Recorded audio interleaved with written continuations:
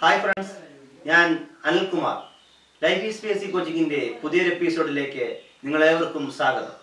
ഉദ്യോഗാർത്ഥികൾക്ക് റാങ്ക് ഫയലിൽ നിന്നും ലഭ്യമല്ലാത്തതും എന്നാൽ PSC പരീക്ഷകളിൽ ഒരുപാട് ചോദ്യങ്ങൾ കടന്നു വരുന്നതുമായ ഒരു മേഖലയാണ് കറണ്ട് അഫയേഴ്സ്. കറണ്ട് അഫയേഴ്സ് പരീക്ഷാ സമയത്ത് തപ്പി നടക്കാത്ത ഒരു ഉദ്യോഗാർത്ഥിയും കാണത്തില്ല.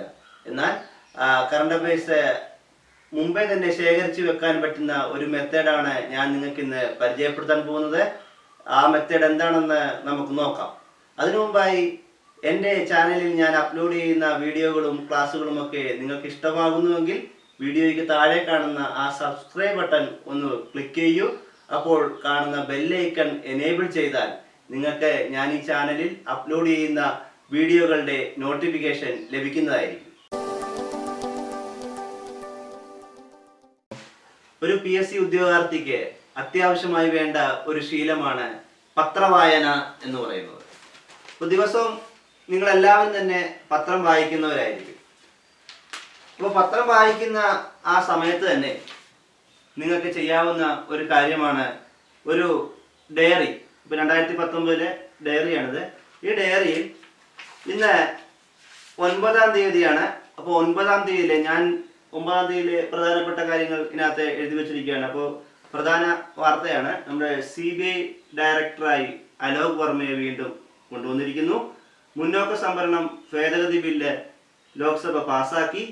അപ്പോൾ ഇങ്ങനെയുള്ള വിവരങ്ങൾ നമ്മൾ പത്രം വായിക്കുമ്പോൾ തന്നെ, അപ്പോൾ ഞാൻ പഠിക്കുന്ന സമയത്തെ ഉള്ളൊരു ശീലമാണ്, ഞാൻ തന്നെ കണ്ടെത്തിയ ഒരു ശീലമാണ്. കറണ്ട് അഫയേഴ്സിന് വേണ്ടി അലഞ്ഞു നടക്കേണ്ട ആവശ്യം നമുക്ക് ഉണ്ടാകത്തില്ല. നമ്മൾ അന്ന് പത്രം വായിക്കുമ്പോൾ നിർബന്ധമായി എനിക്ക് പത്രം വായിക്കുമ്പോൾ ഞാൻ ആദ്യം എടുത്തു വെക്കുന്നത് ഇതുപോലൊരു ഡയറിയും പേനയും എടുത്തു വെച്ചതിന് ശേഷം മാത്രമേ ഞാൻ പത്രം വായന തുടങ്ങാറുള്ളൂ. അപ്പോൾ പത്രത്തിൽ വായിക്കുമ്പോൾ തന്നെ നമുക്കറിയാം പരീക്ഷയ്ക്ക് ചോദിക്കാൻ സാധ്യതയുള്ള ചോദ്യങ്ങൾ, ചിലപ്പോൾ ഒരു അവാർഡ് പ്രഖ്യാപനം ഒക്കെ വന്നു. അപ്പോൾ അങ്ങനെയുള്ള കാര്യങ്ങൾ. അപ്പോൾ ഇന്നത്തെ പത്രത്തിലുള്ളത് ഞാൻ പറഞ്ഞു, അലോക് വർമ്മ അല്ലേ. അപ്പോൾ നമുക്ക് ഇതുപോലുള്ള കാര്യങ്ങൾ നമ്മൾ ഡയറിയിലോട്ടെ കുറിച്ച് വെക്കുക. ഇപ്പോൾ 2009 ഞാനിപ്പോൾ 1-ാം തീയതി, ഈ ജനുവരി മാസം 1-ാം തീയതി എഴുതിയത് വനിതാ മതിലിനെ കുറിച്ചാണ് അല്ലേ. അപ്പോൾ അതായിരുന്നു പ്രധാന വാർത്ത. പിന്നെ 3-ാം തീയതി എഴുതിയത് പ്രധാന വാർത്ത എന്താണ്? ശബരിമല സുപ്രീം കോടതി വിധി പ്രകാരം കനകദുർഗയും ബിന്ദു എന്നീ യുവതികൾ അല്ലെങ്കിൽ വനിതകൾ ദർശനം നടത്തി എന്നുള്ള വാർത്തയാണ്.